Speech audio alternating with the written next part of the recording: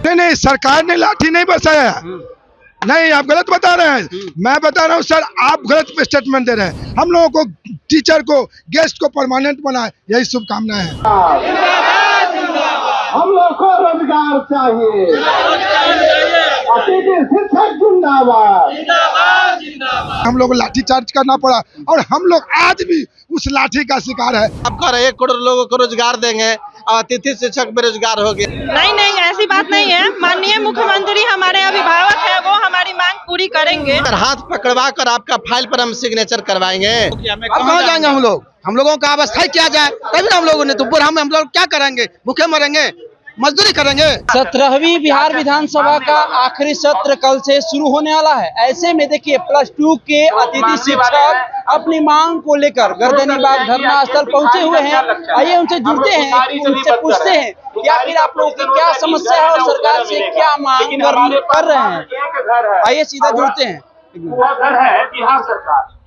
आप लोग किस मांग को लेकर आज धरना स्थल पर पहुंचे हैं? हमारी मांग है बिहार के 4257 अतिथि शिक्षकों का विद्यालय, पुनः विद्यालय वापसी की मांग है। 4257 अतिथि शिक्षकों की बहाली हमारी 2018 में हुई थी और यह सेवा लगातार 6 वर्षों तक चली। कंटिन्यू हमारा 2023 में आने के बाद सरकार के द्वारा हमें विद्यालय से निष्कासित कर दिया गया। यह मुझे भी समझ में नहीं आता है कि आखिर हमारी गलतियां क्या थी। क्या हमारा पढ़ाना गलती था? क्या हमारा सरकार के अधीन किए गए कार्यों को करना गलत था? या फिर सरकार के लिए हमने जो भी श्रम दिया वह मेरा करना गलत था? हमारी बहाली जो हुई थी वह सभी को जानकारी है कि कैबिनेट के फैसले के अनुसार हुई थी, माननीय राज्यपाल महोदय के अनुशंसा के आधार पे हुई थी। फिर भी हमारी जो है कंटिन्यूटी जो है अभी तक सरकार नहीं बना पाई है। तो चुनावी साल है, ऐसे में आखिरी सत्र बिहार विधानसभा कल से शुरू होने वाला है, तो आप लोग क्या क्या उम्मीद लेकर आए हैं यहाँ पर? देखिए, हमारी उम्मीद तो सरकार होती है ना, वो भगवान रूप होती है और प्रभु का काम है, हमारे सरकार का काम है कि हमारे राज्य में जितने भी असहाय लोग हैं, हमारे जैसे 4257 अतिथि शिक्षक जितने भी असहाय हैं, उनकी देखभाल करना। एक राज्य के राजा का मतलब ही होता है कि अपने प्रजा के बारे में हमेशा सोचना। ये सत्र हमारा जो चलने वाला है, मैं यही कहूंगा कि इस सत्र में हमारे माननीय शीर्ष नेताओं के द्वारा हमारे ऊपर भी रहम की जाए और हमें भी पुनः विद्यालय वापसी कराई जाए। ऐसे में नीतीश सरकार लगातार महिलाओं पर काफी विशेष ध्यान दे रहे हैं। 35% आरक्षण दे दिए, डोमिसाइल लागू कर दिए, लगातार नौकरियों की बात कर रहे हैं। बहुत खुश हूँ, हमारी नीतीश सरकार ने जितने भी योजनाएं चलाई है वह काफी मतलब सराहनीय रहा है। बहुत सारी योजनाएं लाई है, 7 निश्चय योजना, नल जल योजना, शिक्षा के प्रति हमारे पूरे राज्य में करीब 7 लाख वैकेंसियां निकालना, ये बहुत अच्छी उपलब्धि है। लेकिन उन उपलब्धियों में हमारी भी तो कम से कम सुनी जाए। हमने भी तो कुछ कार्य किया है, सरकार के लिए अपना खून बहाया है, हमारे पे भी सरकार कुछ रहम करम कर सके। चलिए, अभी हम आए तो आपकी भाषण सुन रहे थे, आप बोले कि 1 अप्रैल को जो लाठी लगी थी वो दर्द अभी तक महसूस हो रहा है। वजह क्या थी लाठी खाने की? देखिए, वजह कुछ नहीं थी। अचानक चिट्ठी निकाल दिया कि हमें विद्यालय से निष्कासित किया जाए। अचानक आप ड्यूटी कर रहे हैं, आपको यहाँ पर लाठी डंडा शुरू कर दिया जाए, कैसा रहेगा? यानी हम लोगों को अचानक चिट्ठी निकाल देता है। हम विद्यालय में थे, अचानक हमको चिट्ठी देता है कि आप हट जाइए। और हटने के बाद हमने माननीय मुख्यमंत्री श्री नीतीश कुमार जी से मिलना चाहे और हमारे सभी साथी, महिला साथी भी हम लोग गए, गोड़ ला के बोले कि हमारे मुख्यमंत्री से मिला दीजिए। वो लोग सुना ही नहीं, लाठी डंडा इतना मारा कि अभी तक दर्द नहीं, बल्कि पूरे से पूरे अभी भी हम चरमरा रहे हैं कि हमें क्या हो गया। हम एक शिक्षक थे और शिक्षक का मान मर्यादा कहीं ना कहीं अनुशासन से जुड़ा होता है। हमने मुख्यमंत्री जी से क्या गुनाह कर दिया? हम सोच रहे थे मिल लेते और आज ये दिन नहीं होता, सुन लेते, हम लोग को पुनः ज्वाइनिंग करते, लेकिन वो दिन नहीं आया। हम लोगों को लाठी डंडा अचानक चला दिया और वो दर्द अभी भी कसक है कि हमारे मुख्यमंत्री, अभी भी 4 महीना समय है।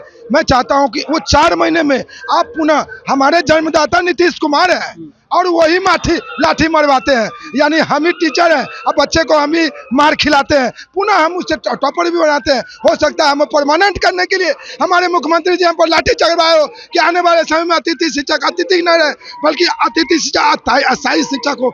यही कसक रह गई है कि हम लोगों को जो लाठी लगा है पुनः हम लोगों को विद्यालय जाने का जो अनुसरण है आपके चैनल के माध्यम से करना चाहूंगा। जो शिक्षक ज्ञान का भंडार होते हैं उन पर लाठियां बरसा रही सरकार, तो ऐसे में शिक्षक का मनोबल टूटेगा कि बढ़ेगा? नहीं, सरकार ने लाठी नहीं बरसाया। नहीं, आप गलत बता रहे हैं। मैं बता रहा हूँ सर, आप गलत स्टेटमेंट दे रहे हैं। You are telling. अभी तो आप भी बोले कि जो लाठी पड़ी है, तो किसके द्वारा लाठी पड़ी थी? that is not good situation. The lathi will be threatened by the public service, not government for the policy of the Nitish Kumar. Public बरसाई थी कि सरकार की प्रशासन एडमिनिस्ट्रेटर नहीं समझ पाया, आचार संहिता था, हम अचानक चले गए।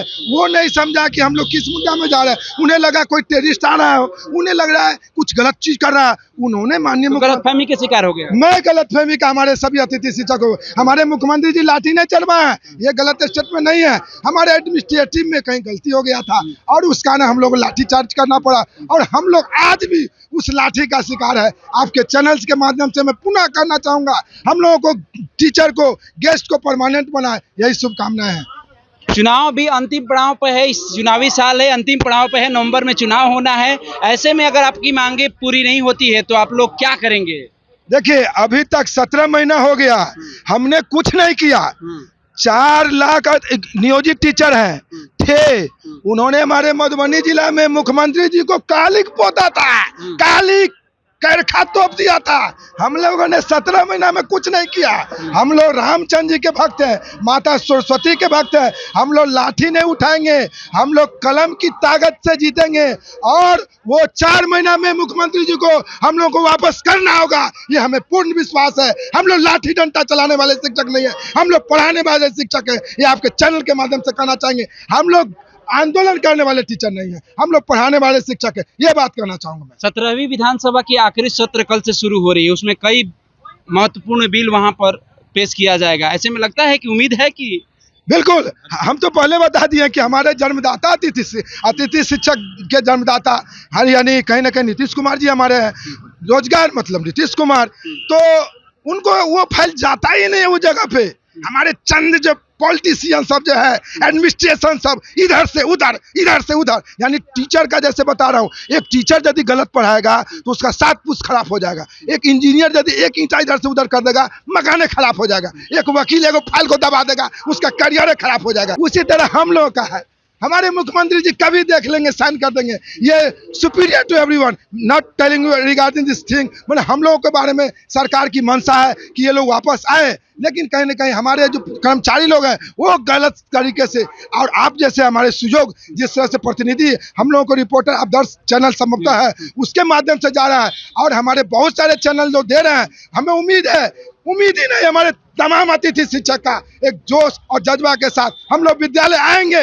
और ये सावन का भी महीना चल रहा है, भोले बाबा की कृपा हम पर रहेगी और हम लोग भक्त हैं, क्योंकि माता सरस्वती हम लोग को साक्षात हम लोग को टीचर बनाए थे और टीचर बनाए थे। आज हम लोग टीचर नहीं है सो नहीं, हम लोग पूर्व शिक्षक हो गए हैं और सरकार उम्मीद है कि इस शीतकालीन में हम लोग को जगह देगी। देखिए, दिल में दर्द है, लेकिन सरकार से उम्मीद है कि सरकार हमारी मांगों को पूरी करेगी, हमारी इस बात को सुनेंगे। लेकिन धरना स्थल पर आए हैं, हमारे साथ महिलाएं हैं जिसको नीतीश कुमार 35% अभी आरक्षण दिए हैं, डोमिसाइल लागू किए हैं। ऐसे में आप भी धरना पर आई हैं, आपकी मांग क्या है?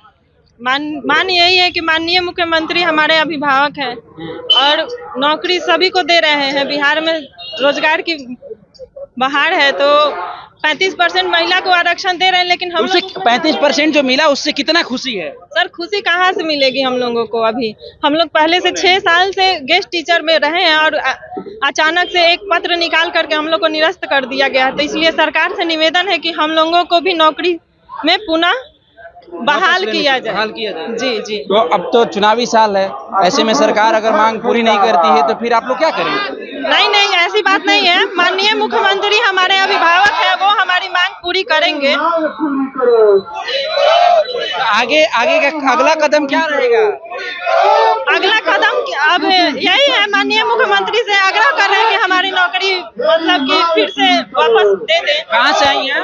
मधुबनी जिला से। मधुबनी से। आप कहाँ से आए हैं? मैं पूर्णिया से आया हूँ। पूर्णिया से। किस उम्मीद से आए हैं आप यहाँ? मैं कौशल किशोर ठाकुर पूर्णिया जिला के अतिथि शिक्षक के अध्यक्ष भी हैं और साथ ही साथ मैं सरकार के द्वारा सरकार को यह बोलना चाहूँगा कि वर्ष 2018 से नियमित रूप से हम लोगों ने 6 साल तक सेवा दी और इस उम्मीद के साथ कि नीतीश सरकार हम लोगों को कल्याण कर देंगे।